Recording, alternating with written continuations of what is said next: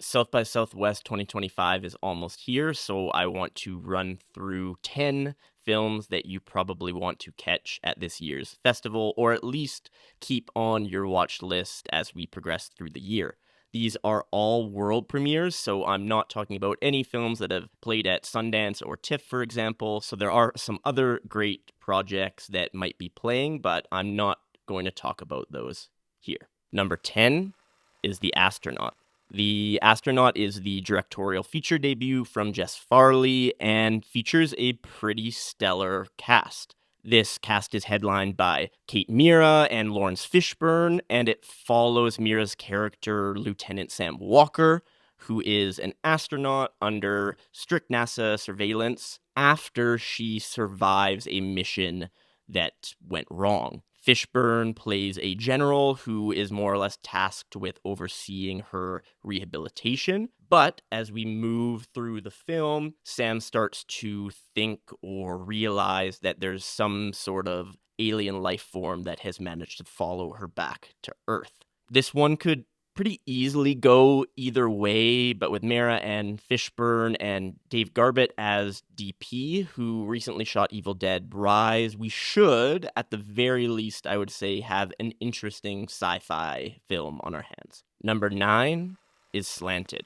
Slanted is another feature directorial debut, this time from Amy Wang. And what draws me to this project in particular is the lead, Shirley Chen, who is on the verge of becoming a rising star. She had a very strong supporting performance in Dee Dee last year, which was one of the most underrated or under-talked about films, but did come home with a couple awards at the Indie Spirit Awards. That being said, I have a feeling that the premise of the film will be controversial or potentially misunderstood. It basically follows Shirley as a character named Joan, who is a popular high school student, basically embracing her American identity at the expense of her Chinese identity. She ends up undergoing a racial transformation to become quote-unquote white, but as we might expect, things don't go the way that she wants. From what we know, it seems to be much more on the satirical side of things versus getting anywhere close to body horror or sci-fi. Again, no promises here, but I do have my fingers crossed for Chen and the rest of the team. Number 8 is Drop.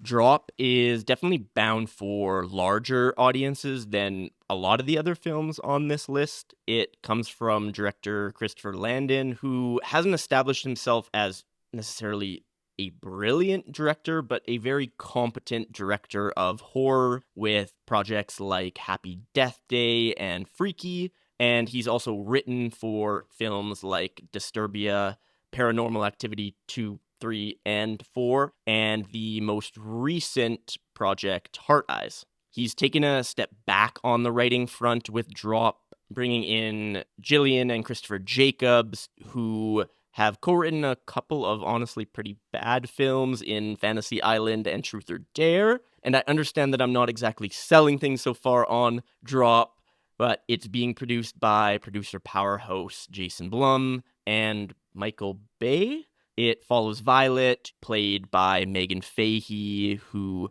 is a widowed mother going on her first date in years, with Henry, played by Brandon Sklenar. And things take a turn when she starts receiving drops on her phone with very specific instructions, ultimately leading her to having to kill her date. So I think we should call it like it is. Drop will probably be fun, and I imagine some folks will love it. But I don't personally expect it to be much more than what I've described. Number 7 is Hallow Road. I have a bit more confidence with Hallow Road here. It comes from director Babak Anvari, who is most well known for his movie Under the Shadow, which is a super unique and pretty powerful psychological horror drama film in the vein of something like A Girl Walks Home Alone at Night. Both of those movies very worth watching, but he now has the biggest platform of his career, I would say, with a cast of Rosamund Pike and Matthew Rhys, who have both established themselves, of course, in the industry. And Pike and Rhys play a couple who receive a late night call from their daughter, and she is confessing to a fatal accident. So they jump in their car and race to the scene of the accident to try to clean things up or help their daughter out on Hallow Road. But, of course, things are not as they appear. Given Anvari's history, I do expect Hallow Road to go a little bit deeper than your generic thriller, and with a strong cast, I'm expecting pretty good things. Number 6 is The Dutchman. The Dutchman is a narrative directorial debut from Andre Gaines as he's kind of completing his arc. He originally has been a producer for many years, then he came out with his documentary directorial debut, and now he has a narrative feature. He has multiple Emmy nominations as a producer, so he's someone who clearly understands the industry, and The Dutchman is a great opportunity for him to cement himself as a director. This is another one with a stellar cast, folks like Andre Holland, Zazie Bates, Stephen McKinley Henderson, and Kate Mara in her second film on this list. It's an adaptation from a 1960s play, and it follows Andre Holland as Clay, who is struggling in his marriage. He starts seeing a therapist, but this therapist starts appearing to him outside of his sessions, and then things get really weird when he meets Lula on a train, played by Mara, and can't seem to shake her. It's a thriller, but is also meant to have some social commentary, particularly when it comes to race relations. Number 5 is The Rivals of Amzia King. The Rivals of Amzia King comes from director Andrew Patterson, who's returning for his second feature after a pretty solid first one with The Vast of Night back in 2019. And what most folks are excited with this specific project, though, is the return of Matthew McConaughey in his first major role since 2019 as well. The film is set in rural Oklahoma and follows McConaughey as a man who leads a bluegrass band and runs the town's honey-making operation. He is trying to balance this operation while also reconnecting with his estranged daughter, but this is made very difficult when his rivals in the honey game try to destroy his business. Apparently, honey is a pretty dangerous industry.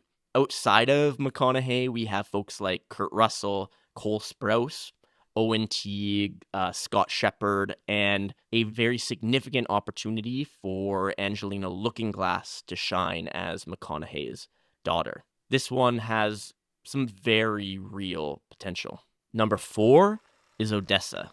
Odessa is a post-apocalyptic rock opera from Jeremy Jasper, who's most known for his 2017 project, Patty Cakes. Rock operas are risky, to say the least, but I do have some faith here, considering that Jasper was the co-founder of the band The Fever before he moved into film, and he's directed music videos for folks like Florence and the Machine and Selena Gomez, so he is still more or less in his directorial pocket here with Odessa. The film follows the titular Odessa, played by Sadie Sink, who is starting to carve out her own path separate from the Stranger Things fame. Her character is a farm girl who goes on a quest to recover a family heirloom, which ultimately leads her to the metropolis of Satellite City, where she falls in love with a character named Yuri, played by the wonderful Calvin Harrison Jr. We also have supporting performances from Regina Hall and Mark Boone Jr., so while rock operas understandably aren't for everyone, I have my fingers crossed for Odessa. Number 3 is Death of a Unicorn.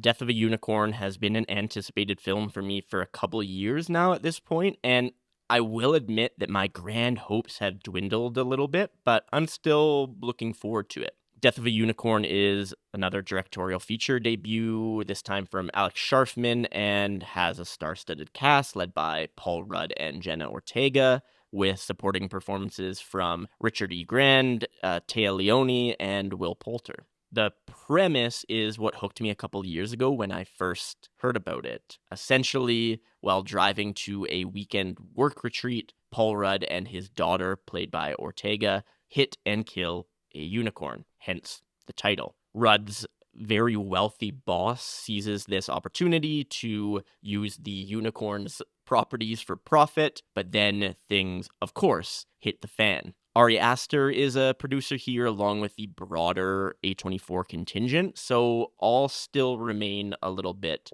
hopeful. Number 2 is Nirvana, the band, the show, the movie. Okay, time for my Canadian to come out a little bit with number 2 on this list. Nirvana, the band, the show, the movie comes from a Canadian director who has been more of a cult figure for most of his career with projects like The Dirties, until he landed some more mainstream success with Blackberry a couple years ago, that film with Glenn Howerton and Jay Baruchel. Interestingly, he tried to actually get funding to make Nirvana, the band, the show, the movie first, but he was unable to do so. So he went back, pitched Blackberry, got that one made, and then now has been able to convince the folks with power to put some money behind this more niche project. The film is rooted in his mockumentary web series Nirvana, the band, the show,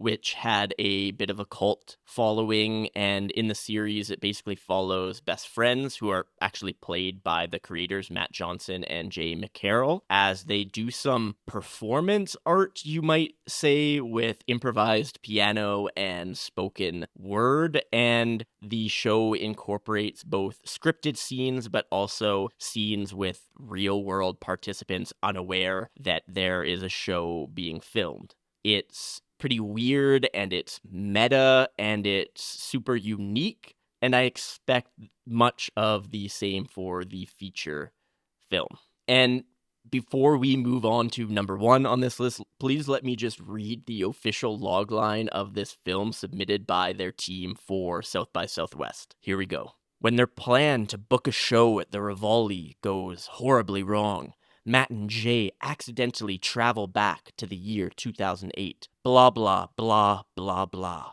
Yeah, there you have it. Number 1 is Ash. Ash is already drawing quite a bit of buzz. It comes from Flying Lotus, who is a multidisciplinary artist. He's released 7 studio albums, and he also, back in the day, produced a bunch of music for Adult Swim. And more recently, few years ago, had a song featuring David Lynch. Rest in peace. You seriously need to watch the music video. It is something else, and I've linked it down below. Beyond that work, he has also directed 1/5 of the anthology VHS 99, which was pretty solid, and overall, he just seems to be a very fascinating human being. Back to Ash, though. We have yet another stellar cast here, led by Eiza González and Aaron Paul. González plays Rhea, who is a woman, basically, who's woken up on a distant planet, only to find her entire crew murdered. Paul's character is sent to find her, but things get complicated as neither can really trust the other. On an interesting note, the DP here is Richard Bluck, who was actually the second unit DP on the Lord of the Rings trilogy, which more or less means that he was responsible for capturing a lot of the establishing shots of the locations and certain action sequences. So it should look great. Ultimately, I'm expecting Ash to get a little bit weird knowing Flying Lotus, and I am 100% here for it. Let me know which films you are excited for. Subscribe, comment, like, do all those things. It helps me out and makes me feel better about my life. Watch the next one too. Thanks so much. Cheers.